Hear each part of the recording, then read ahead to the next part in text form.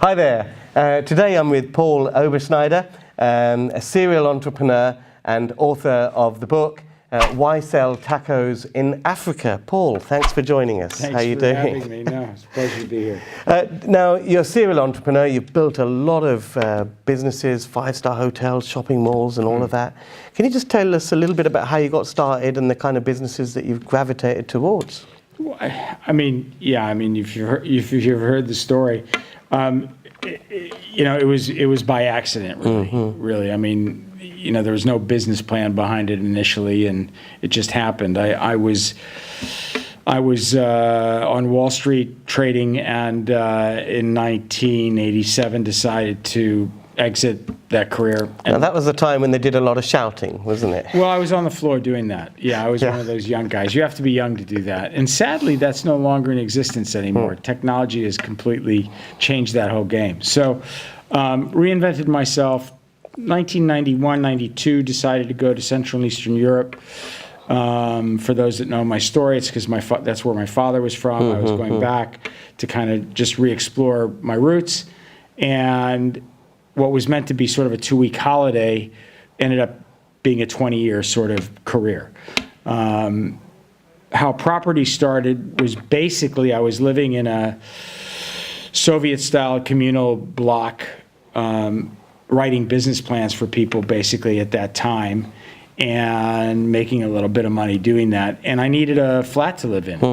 So I decided to build one for myself because I was living in this rather dingy place. So I was fortunate to find a flat, built it out, and when I saw what a great finished product it was, someone said, well, why don't you rent it to the American Embassy? So I did that.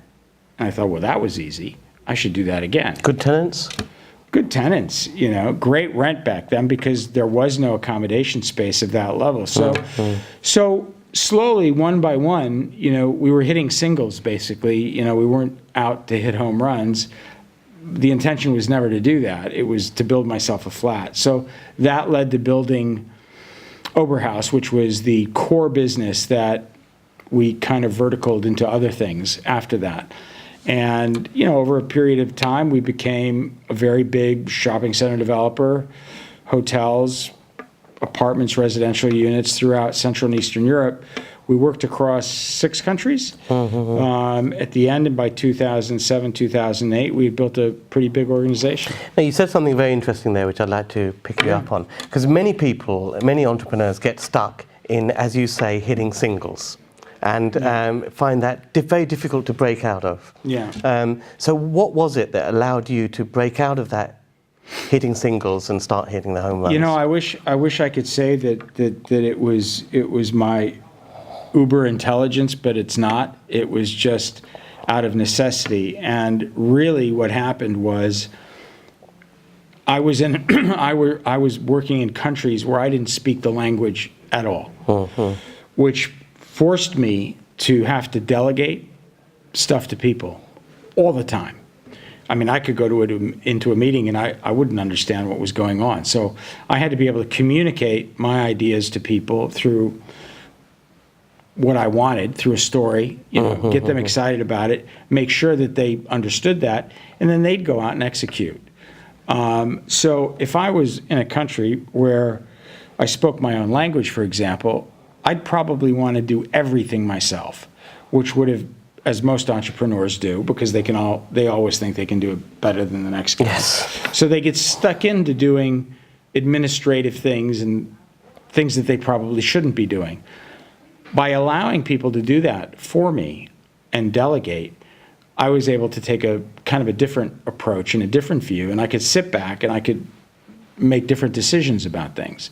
So it allowed us to grow really fast, faster than we could have thought, but faster than you would have been able to do here if you'd been doing it yourself. I think that's really, if you want the honest truth, that's what happened. It was other people that built my business. It wasn't me. So what in your book you talk about the Why Sell Tacos to Africa. You talk about a lot of rules, if you like, for, I guess this is one of them. The title itself is a metaphor. It's about. What does it mean? Yeah. I mean, it's not about Africa. It's not about selling tacos now. But, well, actually it is. It's about finding uncontested markets and opportunities, for example, in Central and Eastern Europe, back then where the competition was very thin. Yes. And that allowed us to do things kind of under the radar for a very long time. You know, looking back, I mean, there were a lot of guys that came into the market with big plans, well-funded, made a big splash, and years later, they were gone. And we were still there because, you know, nobody paid attention to us because we were absolutely so small.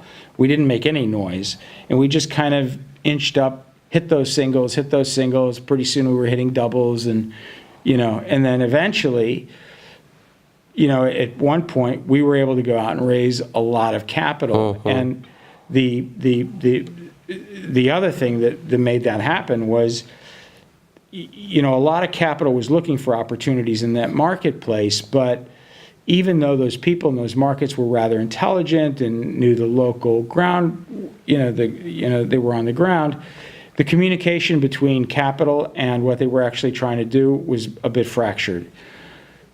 We had the ability to communicate and act as the sort of the conduit between the capital and the market.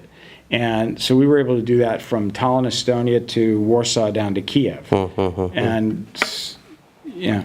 But the principles you talk about apply anywhere, and I think you're in the right place at the right time in the 1990s in Eastern Europe.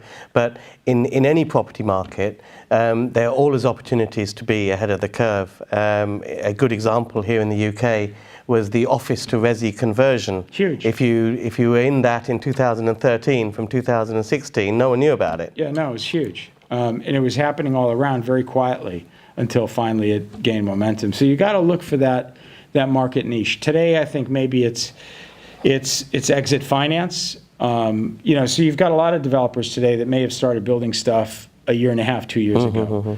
And to no fault of their own, the market changed. GDVs fell, sales periods have extended by 17%, and now they're entering practical completion, and they're stuck. They're not even thinking about profit anymore. They're looking at their watch and they're saying, Jesus, you know, what time is it? And so a lot of those developments with basically that don't have the development risk anymore can be reset. The clock can be reset. So there's a bucket of capital now looking at that quite seriously as an opportunity. But for the developer even, you know, with GDVs falling, they can do joint ventures in those markets with people that perhaps are stuck, and they can recreate and restructure, you know. Okay. Yeah. So what are you up to in real estate now? I understand you are doing a little bit of financing. Well, we are. So we've been working on something for about 2.5 years. And originally we approached this because we're equity guys. I'm an equity guy. I'm a real estate guy. And, you know, to try to understand the UK market was a bit too slightly, it would take me another 20 years to do that. So I had to sort of flip the model around and do the same thing I did with my institutional partners years ago. And what we do is we look for operating partners in different markets, guys that know their local market, they're good at what they do, but they may not know the financing structure, they may not know their way around the street in terms of raising capital. They know some of the 2 or 3 big names out there that provide funding, but those guys are pretty much tick box lenders, which we're not. You know, we're very bespoke. We're real estate guys. We're willing to take a lot more risk, but we're looking for that operating partner in those local markets. And our product is basically, it's very simple. We provide a very aggressive capital stack. So we're putting out the senior, the mezz, and probably about a third or more of the equity if you look at a traditional stack. And so our returns are really driven not so much on the debt, but by the success of the project. Yes. So we're very aligned with the developer. We want the project to succeed. If the project doesn't succeed, we become a low-cost debt financer, you know. So we look at stuff as if we were doing it ourselves. And that gives us the ability to back people that we're comfortable with. Yes.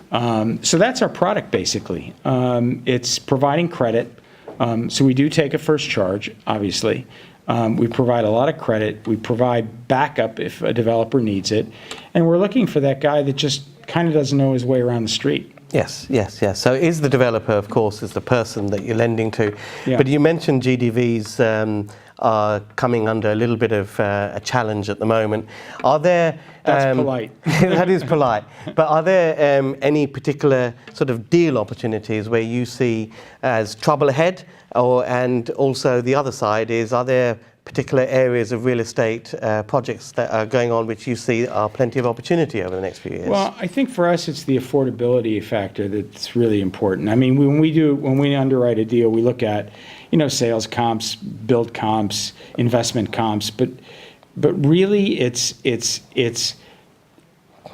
what does the market, what can people really afford? What's the affordability? And I think during the liquidity kind of boom that we went through, people kind of forgot about that, and they thought everybody had deep pockets and we're going to buy £1 million homes and apartments forever, and actually it's a third of that. I mean, really, when you look at the regions and you look at what people can actually pay, forget Help to Buy for a moment, then you've got to just kind of readjust your paradigm in terms of what you think you can do. So we love stuff that's like, build 14 to 30 units at a lower end price range in the regions, because we think that's what the market needs. I mean, and whether you have Brexit or not, people still need homes. I mean, there's a backlog of demand that's been building up over the years. You've got, the statistics that tell you that, you need 300,000 homes or whatever over the every year.